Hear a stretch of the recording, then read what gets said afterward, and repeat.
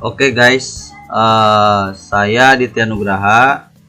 Saya akan mempresentasikan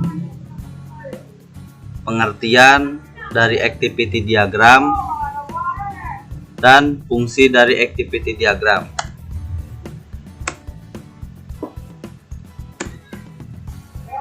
Apa itu activity diagram? Activity diagram merupakan rancangan aliran kegiatan atau aliran kerja dalam sebuah sistem yang dijalankan. Activity diagram juga digunakan untuk mengidentifikasikan dan mengelompokkan aturan tampilan dari sistem tersebut. Activity diagram memiliki komponen dengan bentuk tertentu yang dihubungkan dengan tanda panah. Tanda panah tersebut mengarahkan urutan aktivitas yang terjadi dari awal hingga akhir.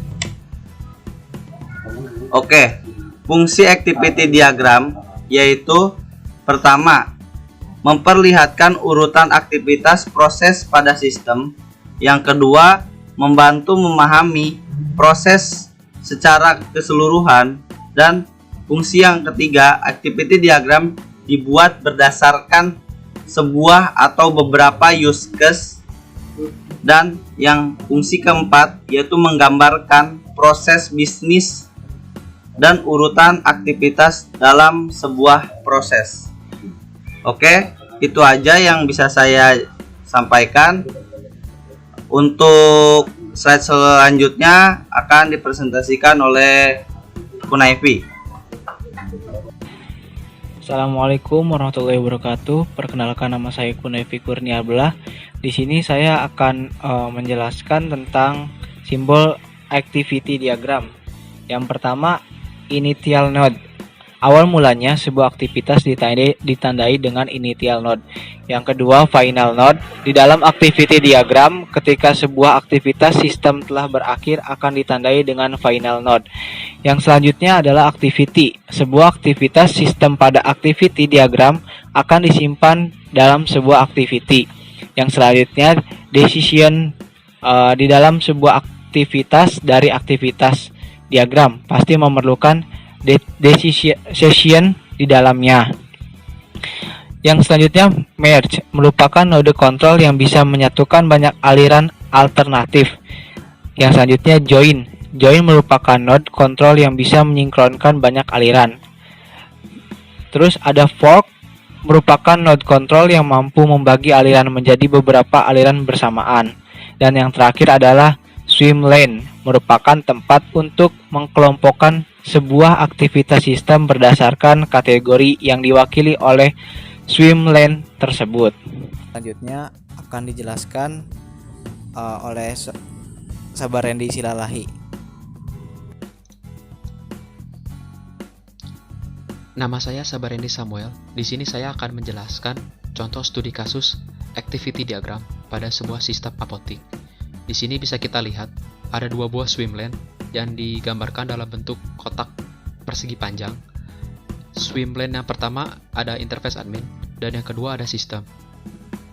Lalu di sini ada admin yang berperan sebagai aktor utama dari activity diagram ini.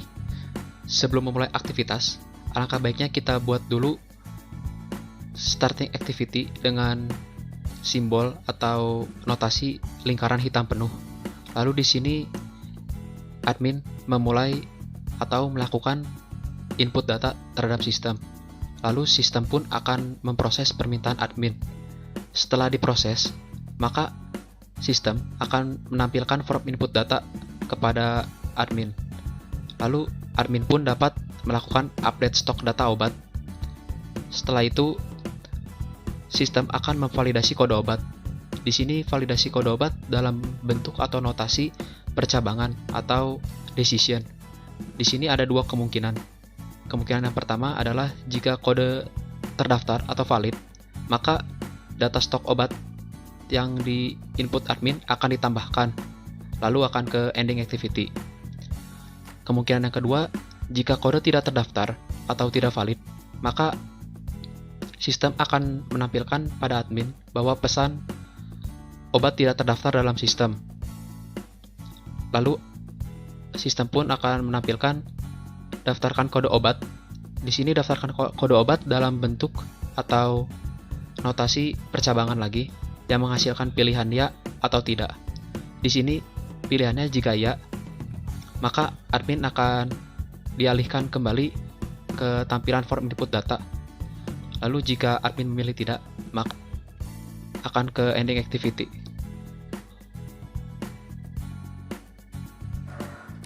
Assalamualaikum warahmatullahi wabarakatuh. Nama saya Maruf Ijar Safawi. Saya akan menjelaskan studi kasus 2 mengenai diagram activity yang diterapkan pada cara pengambilan di mesin ATM. Langkah yang pertama, seperti yang kita ketahui, pasti setelah memasukkan kartu, terus lalu memasukkan PIN, masukkan PIN-nya. Nah, setelah memasukkan PIN, kita bisa memilih dua pilihan, yaitu bisa pengambilan langsung apabila jumlah uang yang akan kita ambil tertera di layar ATM. Kita bisa melakukan pemilihan pengambilan langsung atau take cash. Juga kemungkinan kedua, apabila jumlahnya tidak tertera di mesin ATM, sistem akan mengarahkan kita kita akan pilih opsi penarikan tunai, yaitu kita dengan cara memasukkan nominal yang kita perlukan. Tapi yang perlu diperhatikan, ada yang namanya limit pengambilan atau maksimal pengambilan di mesin ATM. Itu tetap harus kita perhatikan. Apabila melampaui limit itu, seperti contoh limit di mesin ATM maksimal pengambilan 1.500.000. Apabila kita lebih dari 1.500.000, sistem akan memerintahkan ATM untuk menampilkan bahwa uang tidak bisa diambil dengan jumlah sekian. Yang kedua, kita bisa melakukan pilihan yang kedua, yaitu dengan cara mengecek saldo terlebih dahulu, lalu masukkan nominal uang. Jika saldo di tabungan tidak mencukupi, maka mesin ATM akan menampilkan sesuatu bahwa uang tidak bisa diambil. Mungkin cukup sekian dari kelompok kami, kurang lebihnya mohon maaf. Assalamualaikum warahmatullahi wabarakatuh.